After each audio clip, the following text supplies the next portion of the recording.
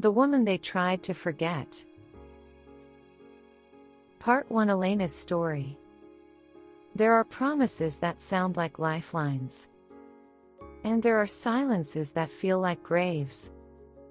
Elena learned both in the same year, learned them the way you learn the shape of loss, not all at once but in small erasures. Each one taking a piece of you until you look in the mirror and don't recognize who's left. She had believed in words once. In the steadiness of a man's hand holding hers at a funeral. His voice rough with grief but clear with conviction, "You're still family. We'll take care of you." She had clung to those words like a rope thrown into dark water. But promises without action are just another version of abandonment. Part 1: Elena's story. Elena married young, not out of impulse, but out of love that felt steady, rooted. Her husband was gentle, the kind of man who whispered hope into dim places. And when he died suddenly, before they could build anything beyond a handful of dreams, the world around her shifted like sand slipping from beneath her feet. At the funeral, her father-in-law held her hands. His grip was firm. His eyes were wet. "You're still family," he said. "We'll take care of you." A house was promised.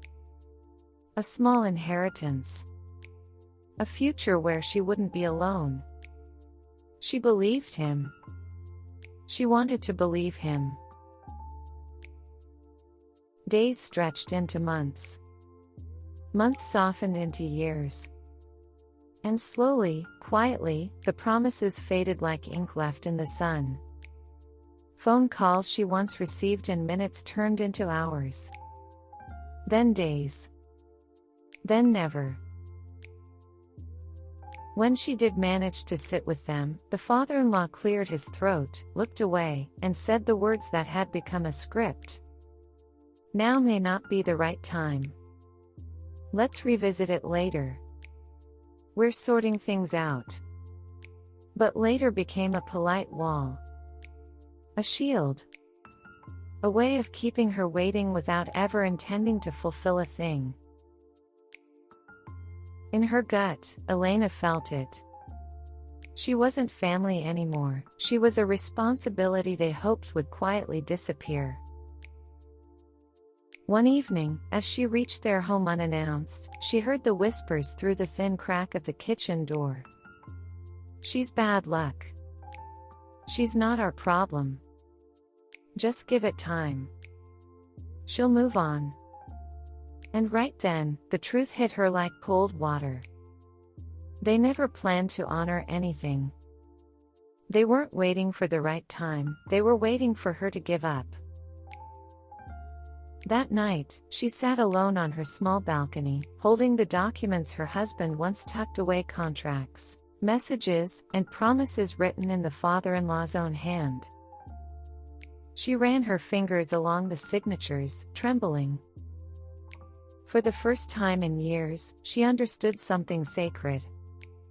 Silence would cost her everything.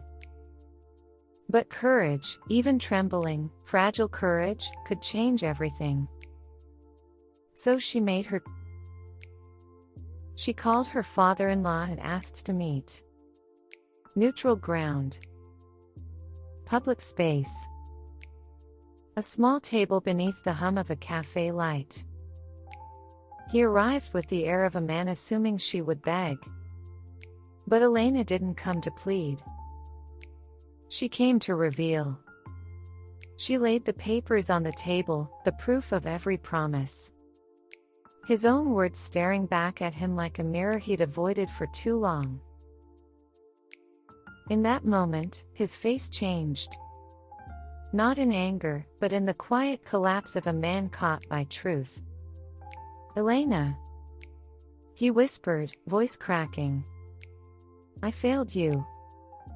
And for the first time in years, she wasn't invisible. She wasn't forgotten. She wasn't an afterthought. She was a person wronged, and now recognized. The inheritance was restored. The home was given. But even more than these things, her dignity was returned. Elena walked away not as a burden, not as an abandoned promise, but as a woman whose courage pulled truth into the light. A woman God never forgot even when people did. And her story, though she didn't know it then, was an echo of another woman's story. A woman from ancient pages who was promised something and was denied it. Who was overlooked, silenced, dismissed, and who stepped forward with courage that changed a lineage. Her name was Tamar. And Elena's story was just the doorway to hers. Part 2: Tamar's story. Long before Elena ever took her trembling step toward truth, there was another woman, hidden in the shadows of ancient pages, who walked the same road of broken promises. Her name was Tamar. She entered Judah's family with hope in her eyes and honor in her footsteps. She came not as a burden but as a bridge, a young woman ready to build a future with the son she married. But her husband died. And suddenly, Tamar stood in a world that didn't give widows room to breathe, let alone room to belong. Judah, her father-in-law, made her a promise. A simple vow wrapped in the language of protection. When my youngest son is grown, he will take you as his wife. In that culture, it meant security, stability, a future, a place at the table. So Tamar waited. Not for weeks or months, but for years. She waited with the obedience of someone who trusted. She waited with the loyalty of someone who still hoped. She waited with the ache of someone who believed promises meant something. But Judah's fear grew louder than his integrity. He told her to go home, to stay hidden, to remain out of sight until the right time came. But the right time never came. Tamar watched the boy grow into a man and realized the promise had already died. Judah had no intention of fulfilling it. Just like Elena, she was no longer seen as family but as an inconvenient reminder of everything they wished to forget. And yet, this is where Tamar's courage becomes sacred. She didn't seek revenge. She didn't curse God. She didn't collapse under the weight of neglect. She stepped into a bold, risky act to claim the justice she was owed. She covered her face, sat at a crossroads, and confronted Judah without him realizing it was her. He gave her his seal, his cord, and his staff, the ancient equivalent of placing his signature, ID, and authority into her hands. The very man who withheld her future became the one who unknowingly restored it. When the truth surfaced, when Judah saw the evidence she carried his very own seal, something inside him broke open. He didn't rage. He didn't deny. He didn't hide behind pride. He said the words that shook the generations.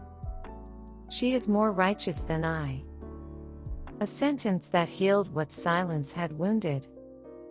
A confession that restored her honor. A moment that revealed the justice of God in the hands of a forgotten woman. And from that moment, Tamar's story turned. What began in loss bloomed into legacy. She became the mother of Perez, and from her line came kings, prophets, and centuries later, Jesus himself. A forgotten widow became part of the Messiah's story. A broken promise became the birthplace of redemption. A woman the world tried to sideline became a woman God wrote into eternity. Just like Elena, Tamar was never overlooked by heaven. Never abandoned. Never invisible. God saw her. God honored her courage. God redeemed her story in a way no one could have imagined. Because the God of Tamar is still the God of every woman who has ever been promised something and denied it, who has ever waited in silence. Every heart that rises with trembling bravery and walks toward justice. Her story is not ancient, it is alive. Echoing through Elena. And through every life God refuses to let slip into the shadows. And maybe you've been there too. Carrying the weight of something you never asked for. Waiting in a place you didn't choose. Hoping for a promise that feels like it's taking too long. But even there, in the quiet, in the ache, in the waiting, God is already working in ways you cannot see. He has not forgotten you. He has not looked away. And He never will. If this story touched your heart, please subscribe to Mustard Seed Stories, where every week, we share real stories of pain, healing, and grace.